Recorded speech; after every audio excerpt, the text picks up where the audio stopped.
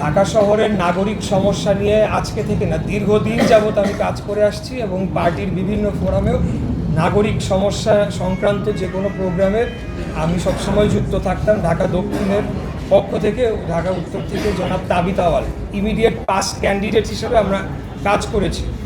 আমি যেটা সামাজিক মাধ্যমে বলেছি সেটা আমার ব্যক্তিগত অভিপ্রায়, তবে আপনাদের একটা জিনিস মাথায় রাখতে হবে, যেটা অবশ্যই সামাজিক মাধ্যমে হয়তো পুরাটা এইভাবে লেখা যায় না, তার আগে পরে কিন্তু অনেকগুলা কথা রয়েছে।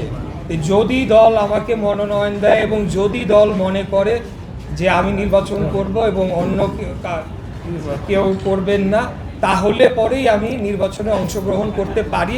কারণ আমি বাংলাদেশ জাতীয়তাবাদী দলের হয়ে সংসদ সদস্য নির্বাচন করে পার্লামেন্টে যাচ্ছি এবং আমার সৌভাগ্য যে আমি জনাব তারেক রহমানের, দেশনায়ক জনাব তারেক রহমানের ফার্স্ট ক্যাবিনেটে আমি স্থানও পেয়েছি। আর দ্বিতীয় যে বিষয়টি উত্থাপন করা হলো যে আসলে প্রত্যেক সংসদ সদস্য যারা আছেন বা যারা মন্ত্রীরা আছেন তারা তো সংসদ সদস্য হয়ে দেন একটা মিনিস্ট্রির দায়িত্ব ওনারা পালন করেন।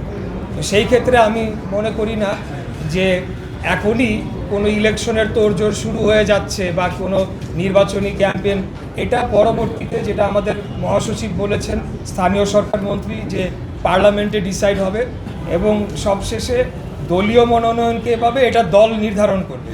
তো এগুলো অনেক প্রক্রিয়া বাকি রয়েছে।